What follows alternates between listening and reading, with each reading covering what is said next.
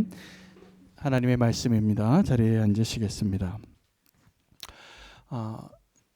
여러분, 우리가 살다 보면 교회나 또 직장이나 가정이나 또 친구들 가운데에서도 어떤 모임에 보면 열심히 있는 사람이 있습니다. 열심히 있는 사람이 있고 또 그 열심히 있는 사람 따라가면서 그 열심히 있는 사람들 때문에 이루어지는 일들을 그냥 조금 누리고 계시는 분들도 많이 있습니다. 그래서 사회에서도 사회학자가 이런 것들을 다 조사해서 그 결과를 내놨더라고요.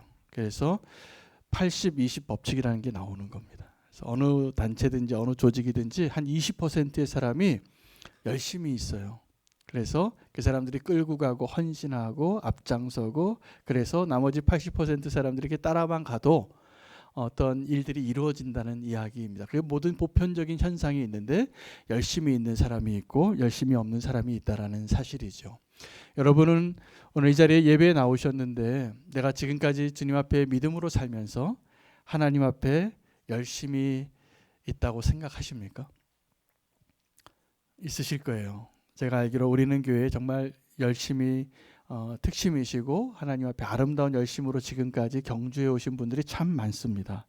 그런데 우리가 오늘 좀 이 예후의 모습을 통해서 우리가 확인하고 하나님의 은혜로 꼭 분별해야 될 내용 중에 하나는 우리가 열심히 사는 모습 가운데 있는 저와 여러분의 모습 가운데에는 나의 열심과 하나님의 열심이 섞여 있다라는 사실입니다.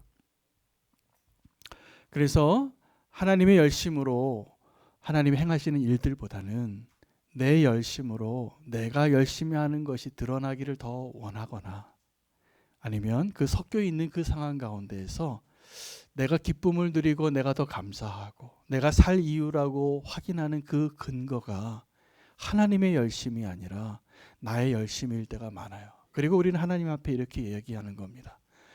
주님, 내가 주님을 위한 열심이 이렇게 많아요.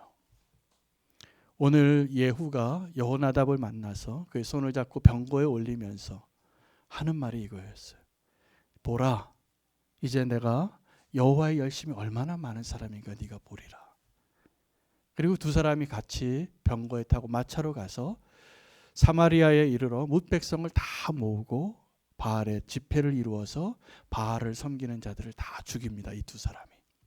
대단한 놀라운 일들을 행하는데, 오늘 이 예후의 모습, 오늘 예후의 모습 안에서 우리가 발견할 수 있는 것이 뭐냐면 그 안에 있는 하나님의 열심이에요.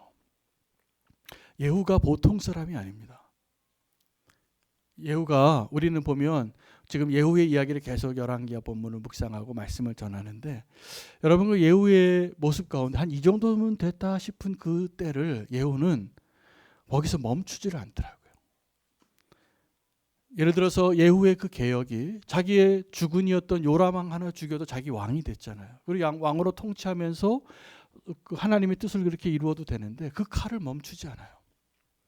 그래서 남유다의 아하시아 왕도 죽이고, 아합의 집에 70명의 아들도 죽이고, 아하시아의 그 형제들이죠, 친척들까지 다 죽이고, 42명을 또 죽이고, 이세벨을 또 죽이고, 오늘 거기서도 멈추지 않는 거예요.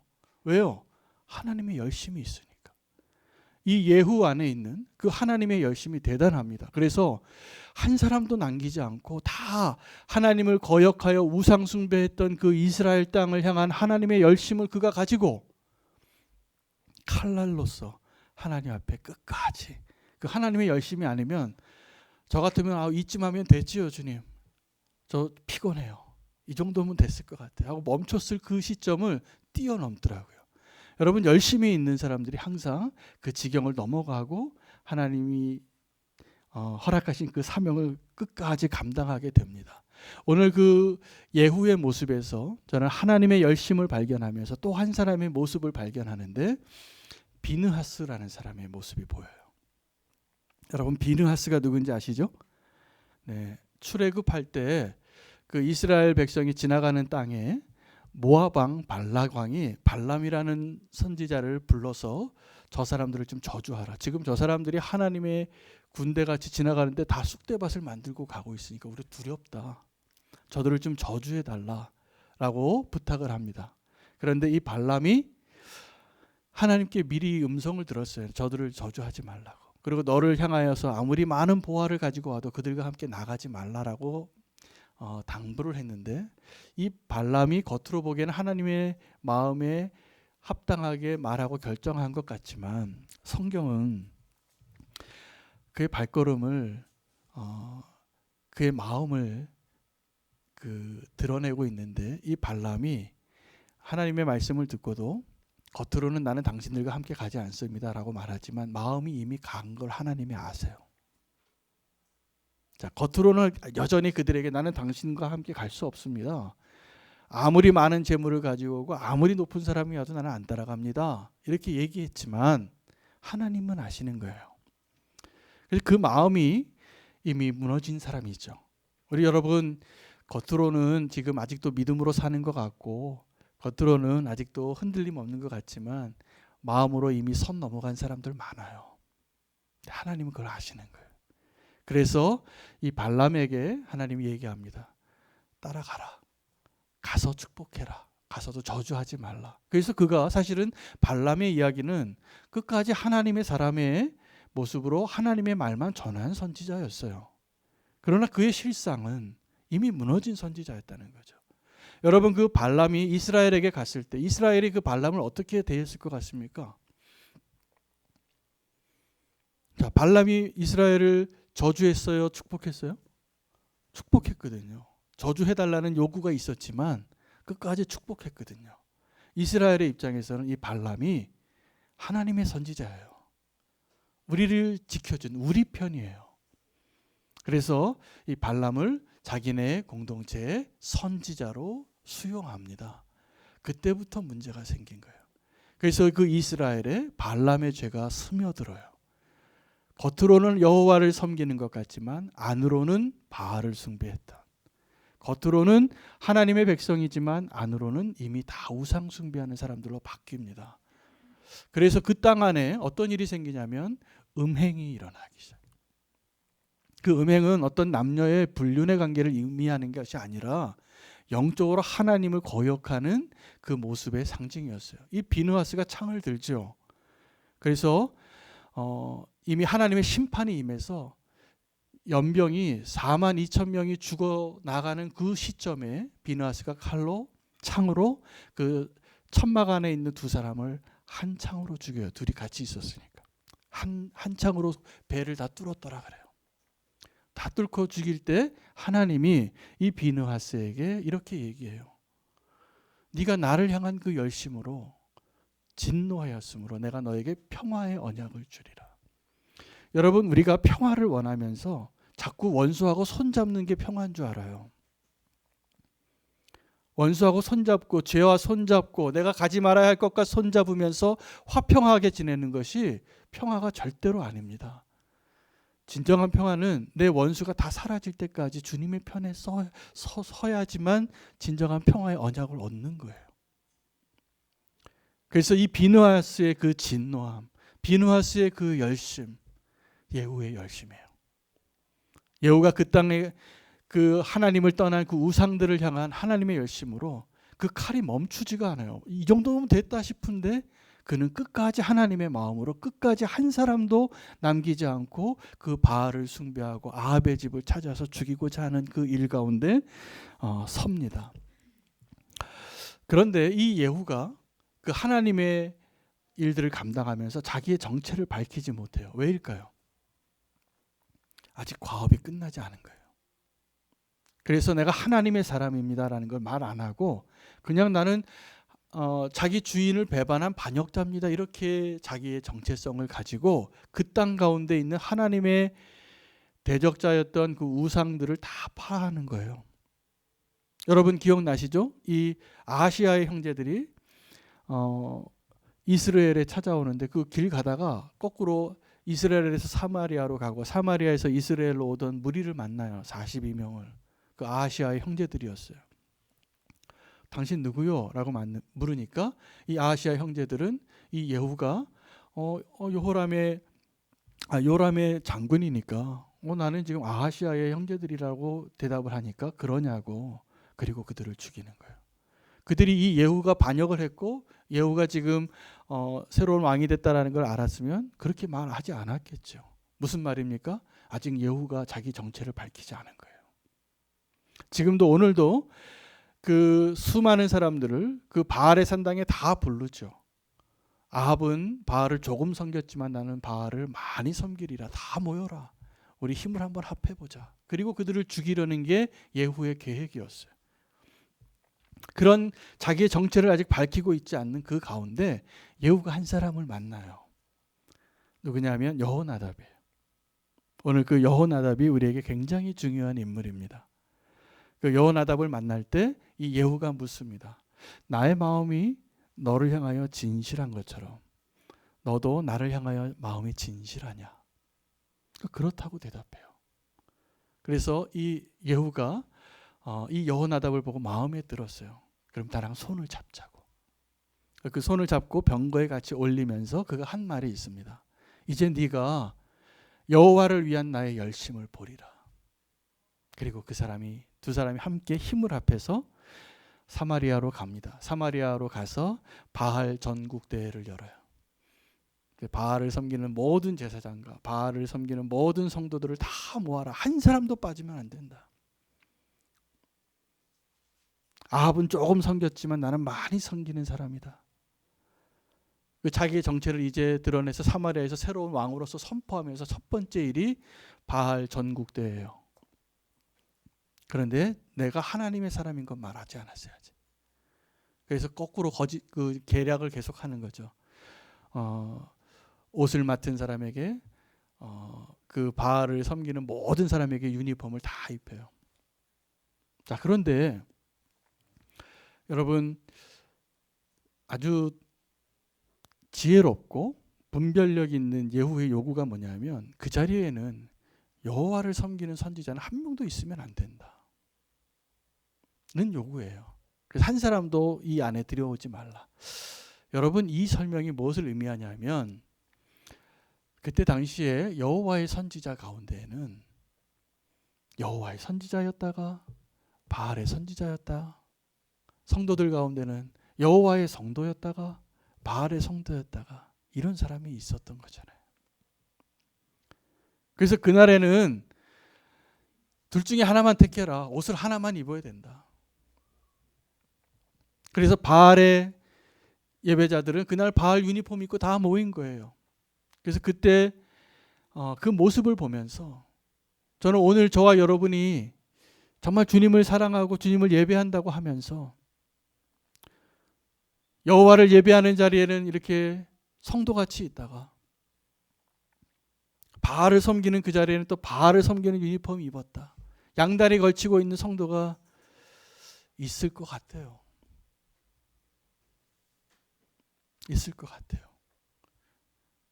근데 그 예후는 그때 자기의 정체를 드러내지 않고 그것을 분별하게 하고 선택하게 하고 구분해서 두 사람이 예후와 여호나답이 다 진멸합니다. 그 진멸하는 그 과정에서 도망치는 사람을 막으려고 80명을 고용해서 모든 출구를 다 막고 한 사람이라도 여기서 빠져나가면 너의 목숨하고 바꾸겠다. 하나님의 열심이죠. 하나님의 열심이죠. 그래서 한 사람도 예외 없이 다 죽이려고 하는 그때에 그 일들이 가능했던 것은 이 예후가 정말 믿을 만한 사람. 여러분 이렇게 혼돈의 시대에 누가 정말 하나님의 사람인지 누가 정말 바알의 사람인지 모르는 그 시대에 예후가 여호나답을 만난 것이 하나님의 은혜예요.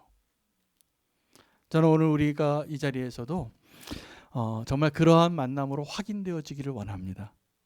저와 여러분이 예후와 여호나답이 되기를 원합니다. 아멘. 나의 마음과 같이 진실하십니까? 대답 한번 해보세요. 여러분의 마음도 진실하십니까? 네, 그런데 오늘 제가 확인하고 싶은 것은 그게 아니에요. 저는 여러분을 향하여 진실한 마음이 있어요. 여러분 저를 향하여 진실한 마음이 있다고 하면 제가 좋게 저 손을 붙잡고 같이 병거에 타십시다. 그렇게 해서 오늘 장로님 고백하신 것처럼 여러분 믿음의 사람을 선택하는 그 기준이 뭐냐 하면 많은 경우에 내 편을 찾아요.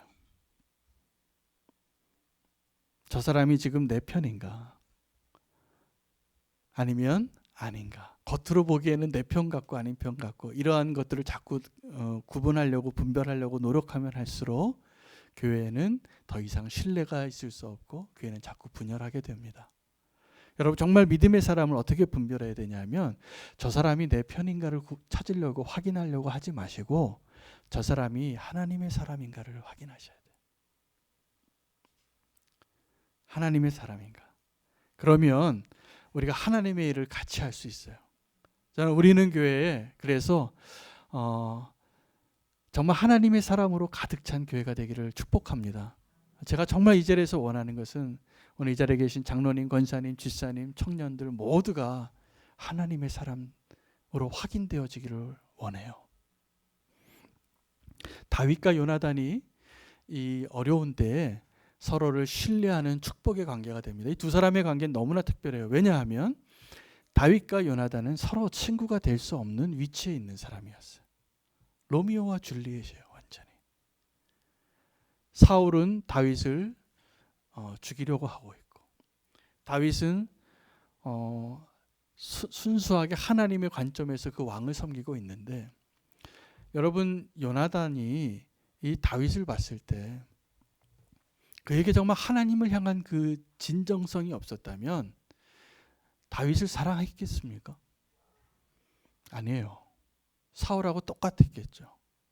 내 자리를 빼앗으려고 하는 위험 요소에 가장 가까운 사람이에요.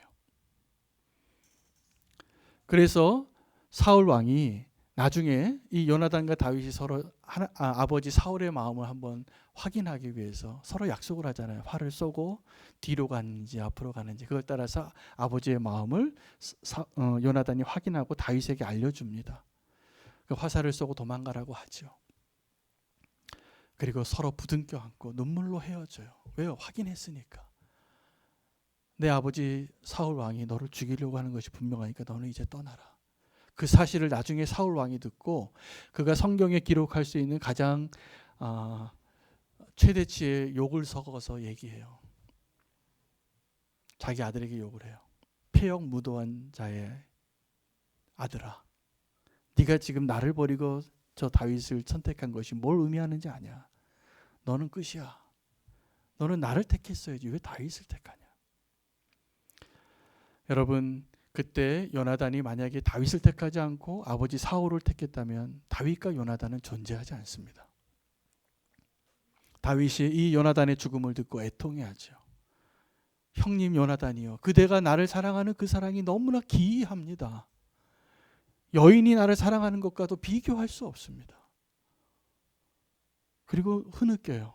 그리고 나중에 그 요나단의 집안에 자기가 최대한으로 은혜를 갚으려고 노력하는 그 다윗의 모습. 여러분 성도의 관계의 사랑과 믿음과 신뢰는 이 다윗과 요나단과 같아야 되는데 그것이 가능하려면 우리가 이걸 확인해야 돼요. 당신 정말 하나님을 그렇게 사랑하는 자이냐? 당신에게 하나님의 열심이 있냐고. 당신이 정말 하나님의 사람이냐고. 여러분 교회 안에서요 내 사람 자꾸 확인하려고 하고 저 사람이 나를 좋아하는지 나를 정말 내 편인지 이런 걸 확인하는 교회는 무너지는 교회예요. 정말 하나님이 원하시고 하나님의 모습대로 세워지는 교회는 그러한 사람을 찾는 것이 아니라 하나님의 사람을 찾는 교회여야 돼요. 그래서 우리가 성도의 교제할 때요 맛있는 밥 같이 먹는 그 관계를 뛰어넘으셔야 돼요. 우리가 정말 하나님의 사람인가를 확인하고 하나님의 사람으로서의 관계가 확인되어지면 그 관계는 다윗과 요나단이 되는 거예요. 정말 그렇게 됩니다. 지금 저희 교회에서는 오늘까지 우리는 교회 사역자를 모집 공고를 냈는데 제가 기대한 것보다 훨씬 많은 숫자의 지원자가 지원을 했어요. 너무 좋은 분들이. 한 10분 정도가 지원을 했는데 제가 보기에는 다 담임 목사 하셔야 될 분들이 그런 분들이 지원을 하셨어요. 축복이죠. 저희 교회 같은 개척교회 뭐 볼 게 있다고 그렇게 지원을 하셨는지 모르겠어요. 하나님의 은혜 같아요. 근데 제가 이제 오늘 운영위원회도 하고 그 결정을 해야 되는데 같이 제 마음의 기준이 분명했어요. 오늘 설교에도 그렇지 나오지만 여러분 담임 목사가 부교육자를 뽑을 때는 동력자를 뽑는 겁니다. 그럼 어떤 사람이 좋겠어요? 제 마음에 들면 좋죠. 제 마음에 들면. 근데 하나님 분명히 말씀하시네요. 오늘 말씀을 통해. 정말 하나님의 사람을 뽑아라. 정말 하나님의 사람. 그래야 이 교회가 하나님의 교회가 되고 하나님 원하시는 모습으로 세워질 겁니다. 여러분, 그래서 함께 기도해 주셔야 됩니다. 우리가 이번에 새로 모셔야 될 그 사역자가 정말 하나님의 사람이 오시기를 기도해 주십시오. 그래서 저하고도 또 홍 목사님하고도 같이 아름다운 동력이 일어날 수 있도록 그런 교회가 되어야 해요. 성도님들과 함께 아름다운 교회를 세우고, 우리가 사람을 자꾸 확인하려고 하는 게 믿음이 없어서거든요. 근데 그 믿음은 어디서 시작되고 출발하고 얻게 되냐면 하나님을 향한 마음을 확인하는 데서부터 시작이 되어지는 거예요. 바울이 디모데를 만나는 게 축복이었습니다. 그래서 자기가 선교 여행을 하다가 어려운 교회를 만나면 믿고 보낼 수 있는 사람이 디모데였어요. 축복입니다. 그렇게 서로 신뢰할 수 있어요. 왜냐하면 바울이 보니까 이 디모데는 정말 엄마 할머니에게서 받은 믿음의 씨앗이 있어요. 믿음의 사람인 거예요. 여러분, 예수님도 나다나엘을 보면서 이렇게 칭찬했잖아요. 이는 참 이스라엘 사람이라 간사함이 없도다. 그리고 제자 삼으시는 거예요. 백부장을 만납니다. 백부장을 만나고 깜짝 놀라요. 너 이방인인데 어떻게 이렇게 믿음이 있냐. 내가 이스라엘 중에서도 이런 사람을 만나보질 못했다. 하나님의 사람이 되는 것이 우리에게 확인되어지는 가장 중요한 내용인 것을 꼭 아시기를 바랍니다. 그 예후가 그 믿음의 사람을 만난 거죠. 여호나답이 그런 사람이었어요. 정말 하나님의 사람이었어요. 하나님의 축복입니다. 그가 정말 자기의 정체를 숨기고 누군가 믿을 사람이 아무도 확인되어지지 않는 가운데 여호나답을 만났기 때문에 그 땅 가운데 그 바알을 숭배하는 모든 사람을 멸하는 일을 할 수 있었더라고요. 자, 여러분, 그 사마리아에서 모든 바알을 섬기는 사람들을 멸하려고 하는 그 일 가운데 함께 동력했던 여호나답이 어떤 사람이냐면 사실은 예후보다 더 하나님의 사람이에요. 하나님의 사람. 그 증거가 예레미야서 35장에 나옵니다. 예레미야가 그 레갑 지파 사람들을 부르는데 이 레갑 족속이 여호나답이 속한 지파고, 그때 오늘 이 예후와 함께 개혁을 했던 여호나답이 자기 후손들에게 하나님의 열심으로 명령을 해요. 너희는 절대로 포도주 마시지 마라. 너희는 절대로 집 짓고 살지 마라. 너희는 절대로 포도원도 짓지 말라. 너희는 절대로 자기를 위하여 이 땅에 안정적으로 살려고 하지 말고 나그네같이 살면서 오직 여호와만 섬기라. 그런데 이 레갑 지파가 이 여호나답의 후손이 신실하게 수백 년을 그 삶을 살아낸 거예요. 그래서 수백 년 뒤에 오늘 이 예후와 함께 개혁을 했던 여호나답의 후손이 예레미야 시대에 예레미야가 레갑 지파를 불러요. 그리고 한 잔 해 하고 잔을 쫙 다 채웠어요. 근데 그 사람들이 안 마셨어요. 포도주를 안 마시니까 확인했어요.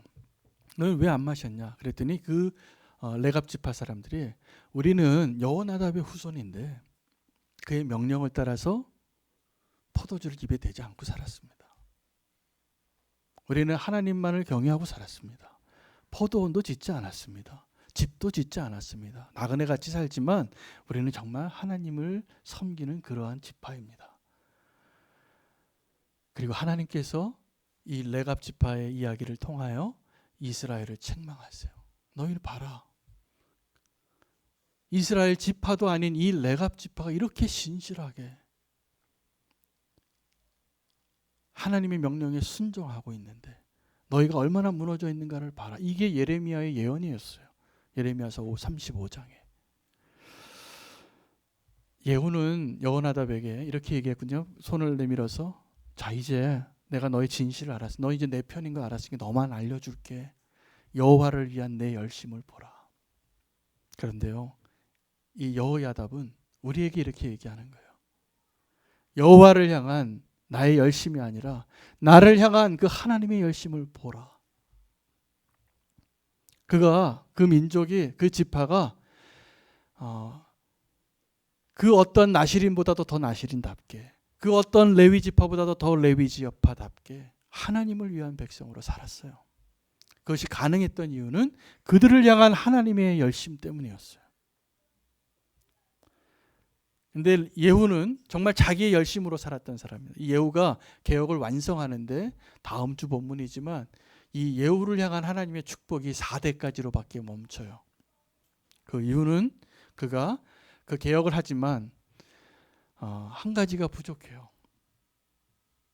한 가지, 그 다음 주에 말씀드릴 거예요.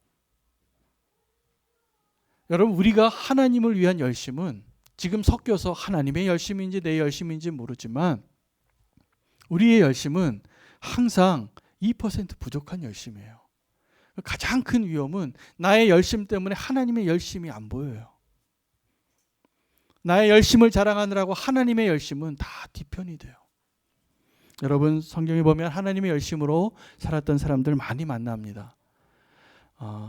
엘리야가 그런 사람이었습니다. 엘리야는 어떤 사람이었냐면 그때 당시에 나만 남았습니다. 하나님, 이 땅에 전부 다 바알 숭배하고 아세라를 숭배하고 다 그 이세벨을 따라서 아합의 집을 다 따라가고 있습니다.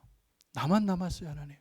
그리고 그가 혼자 450대 1, 850대 1을 싸워도 이길 마음으로 그가 자기의 모든 것을 다 들여서 열정으로 열심으로 살았던 가장 대표적인 인물 엘리야예요. 그런데 그 엘리야는 단점이 있습니다. 단점이 뭐냐면, 여러분 지금도 하나님의 열심으로 열심히 사는 사람의 그 특징이 뭐냐면 끈기가 없어요. 쉽게 무너져요. 왜요? 혼자 일하니까. 혼자 다 해요. 혼자 잘해요. 근데 같이 일하는 사람을 세우질 못해요. 다른 사람의 열심을 내 열심과 비교해 보니까 비교가 안 돼요. 그럼 어떻게 될까요?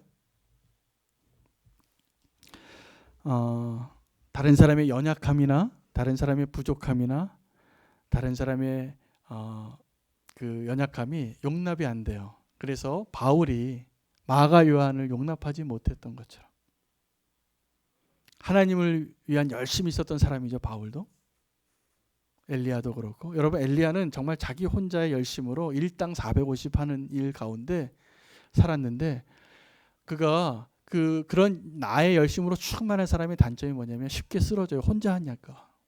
그래서 하나님이 그 엘리야에게 로뎀나무에서 팩트 체크해 준 거예요. 너 혼자가 아니야. 지금 네가 살고 있는 그 시대에 하나님을 경외하느라고 바알에게 입 맞추지 아니하고 바알에게 무릎 꿇지 아니한 사람이 7,000명이나 있어. 너 그거 알아야 돼.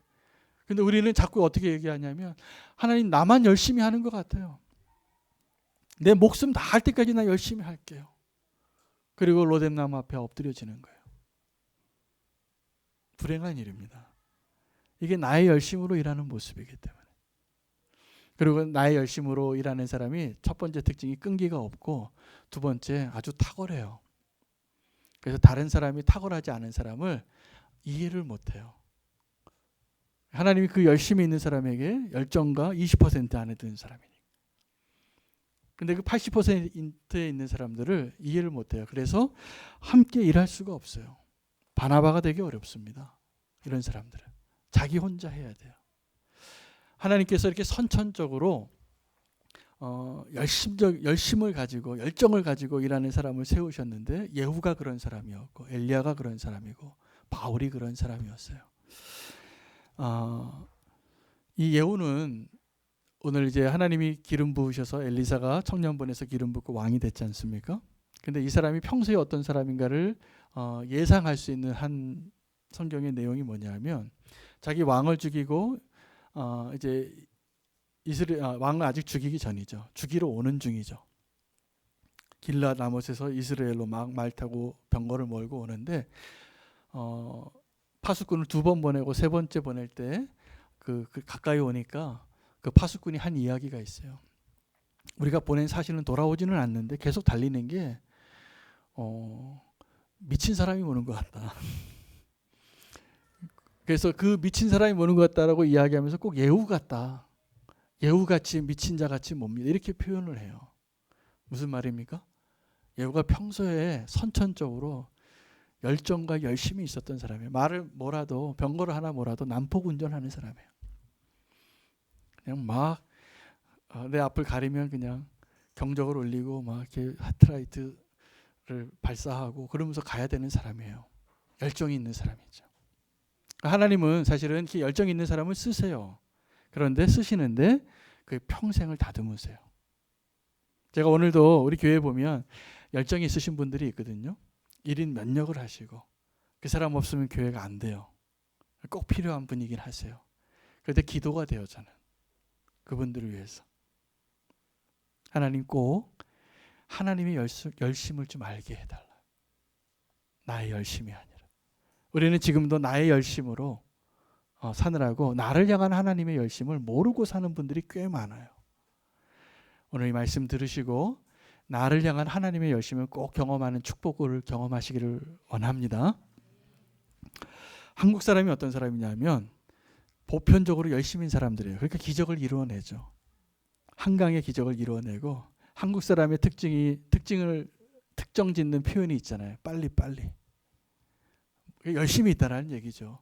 다른 나라 사람들은 여름 휴가 다 가고 1년을 해야 될 일을 10년을 해야 될 일을 우리는 한 달 만에 끝내고 3년 만에 끝내고 그러는 거예요. 중동의 어떤 프로젝트 하나를 해도 다른 기획사에서는 10년짜리를 우리는 3년에 끝내겠다고 견적서 낼 수 있는 민족이에요. 열심히 있는 거죠. 이런 한국의 기적을 이루었던 한국의 가장 대표적인 초인류의 기업주가 얼마 전에 타계하셨어요. 국내에서뿐만 아니라 전 세계적인 관심이 다 주목이 되었습니다. 그분이 오래 병중에 계셨는데 타계하면서 그분이 했던 말들을 이제 기사가 많이 올라오더라고요. 그분이 이런 얘기를 했어요. 아내하고 자식 외에는 다 바꾸라고. 다 바꿨나 봐요. 그래서 그 기업이 정말 초인류 기업이 됐습니다.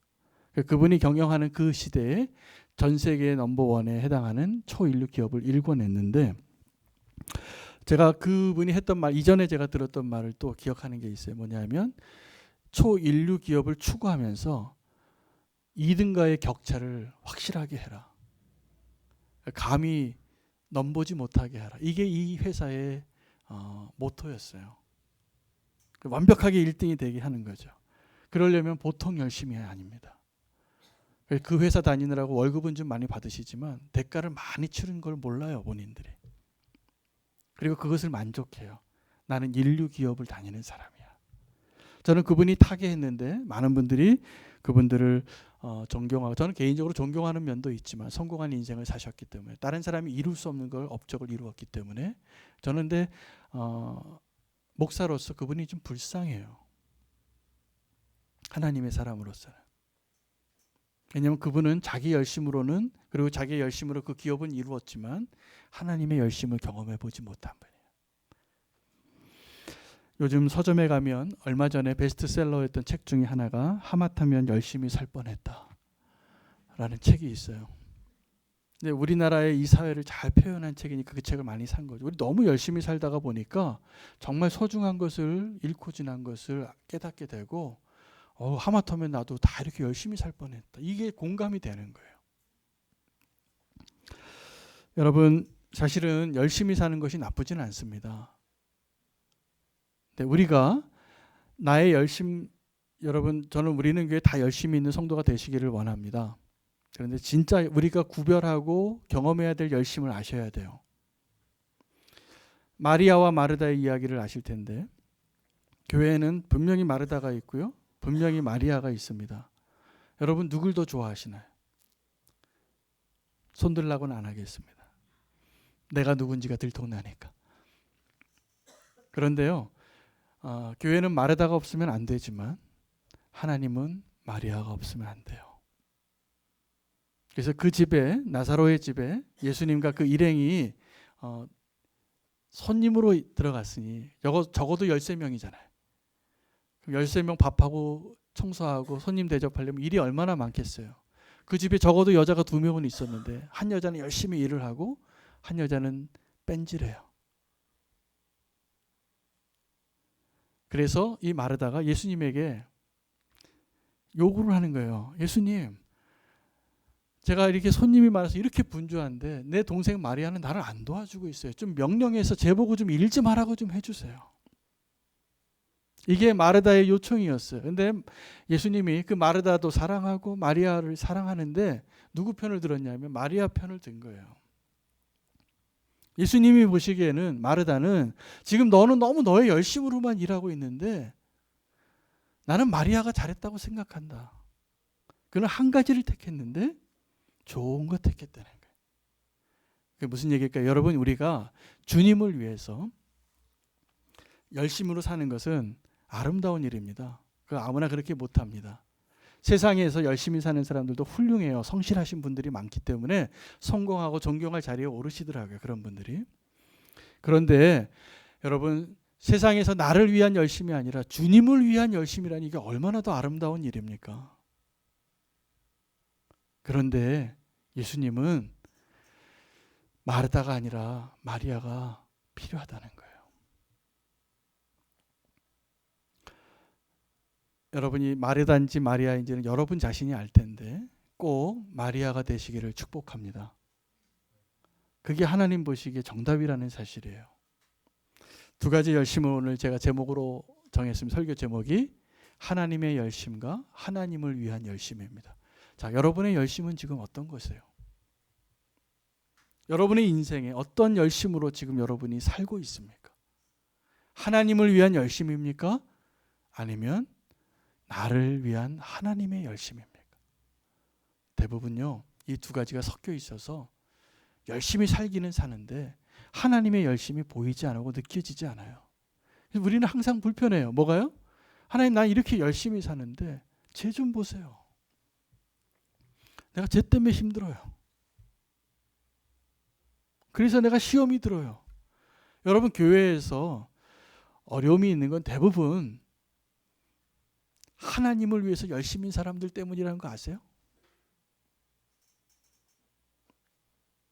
하나님을 위해서 열심히 너무 많은 사람이 옆에 있는 사람이 용납이 안 돼요. 근데 교회는 그런 공동체가 아니에요. 교회는 어떤 공동체냐면 하나님의 열심으로 존재하는 공동체예요. 자, 이것을 로마서에서 바울은 율법과 은혜라고 말해요. 하나님을 위한 열심, 둘 다 하나님의 선물인데 우리는 그것으로 만족하고 그것으로 기뻐해요. 여러분, 말씀 잘 지키고요. 우리가 말씀하신 대로 거룩하게 살고요. 말씀하신 대로 선하게 살고요. 착하게 살고요. 보람 있고 행복하게 합니다. 그런데 정말 누려야 할 진짜 기쁨을 못 누려요. 나를 위한 하나님의 열심. 나를 위한 하나님의 열심은 그게 은혜예요. 우리 정말 너무 열심히 사느라고 하나님의 은혜를 맛보지 못하고 내 열심인지 하나님의 열심인지 섞어가지고 그냥 지금 열심히 뭔가를 하고는 있어요. 그러고 싶어요. 저는 우리는 교회가 정말 하나님이 원하시는 교회가 되기를 원하기 때문에 하나님의 열심을 경험하는 그 사람 되시기를 정말 축복합니다. 우리는 교회에 해야 할 일이 많죠. 여러 가지 섬겨야 될 영역이 많고 그 일들을 하는 20%의 사람이 우리 교회는 80% 같이 보이는 축복된 교회예요. 제가 솔직히 말하면 목사로서 우리는 교회 80%가 열심히 있는 분들이에요. 그 파레토 법칙에 정말 열심으로 사는 그분들이 다 모여서 저는 정말 행복한 목사예요. 그런데 기도해야 될 제목이 많은 목사더라고요. 제가. 우리가 정말 하나님이 원하시는 그 교회가 되려면, 정말 주님이 원하시는 아름다운 교회가 되려면 하나님을 위한 나의 열심이 아니라 나를 향한 하나님의 열심, 그 은혜를 맛보아하는 교회가 되어야지 우리가 정말 건강한 교회가 되는 거예요. 한 명밖에 아멘 안 하셨어요. 자, 그런데 우리가 정말 그 하나님의 열심을 경험하는 게 진짜 행복한 거거든요. 그래서 우리가 하나님과 함께 나의 열심이 하나님의 열심 가운데 섞이는 건 하나님의 초대고 축복입니다. 근데 내 열심이 하나님의 열심을 앞서지 않기를 축복합니다. 오늘 본문에 예후와 여호나답 가운데 진짜 믿음의 사람은 여호나답이었어요. 예후는 그때 우리 둘 다 하나님의 사람이냐 맞냐고 이렇게 확인하고 넌 내 편이냐고 확인하고 나서 둘이 같이 개혁을 이루지만 역사가 증거 성적표가 어떻게 됐냐면 예후는 2% 부족한 열심이었는데 그 무슨 말입니까? 자기 열심이 많았던 거죠. 근데 그가 뭐라고 얘기했냐면 내 하나님을 위한 나의 열심을 보라라고 말했어요. 여러분 하나님을 향한 나의 열심을 하나님이 다 아시니까 너무 자랑 안 하셔도 됩니다. 아시겠죠? 네, 나를 향한 하나님의 열심을 보여주세요. 그 사람을 만나면요 은혜가 넘쳐요. 그 사람 안에 있는 하나님이 보여요. 고백을 하고 간증을 하고 기도를 해도 하나님이 드러나요. 왜요? 그 사람의 삶 안에 하나님이 열심히 보이니까. 그게 진짜 행복한 삶입니다. 오늘 그 자리로 여러분을 다시 한번 초대합니다. 하나님을 향한 열심이 아니라 나를 향한 하나님의 열심이 분명해지는 인생 살기를 축복합니다. 기도하겠습니다. 주님 감사합니다. 오늘 예후와 여호나답의 모습을 통하여 나의 열심이 아니라 하나님의 열심을 경험하는 것이 우리의 기도의 제목이고 소망이 되기를 원합니다. 그 은혜 안에 거하는 저희들 되게 축복해 주시옵소서. 예수님의 이름으로 기도합니다. 아멘.